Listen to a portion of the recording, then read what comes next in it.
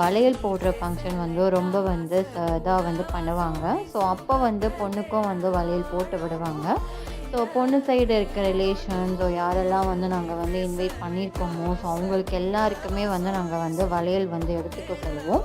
So அவங்களுக்கும் புடிச்சமான வளையல் வந்து அவங்களும் பார்த்து சூஸ் பண்ணி வந்து போட்டுப்பாங்க. ஸோ இது வந்து ஒரு மெமரபிள் ஒரு ஈவென்ட்டாவே வந்து இருக்கும்.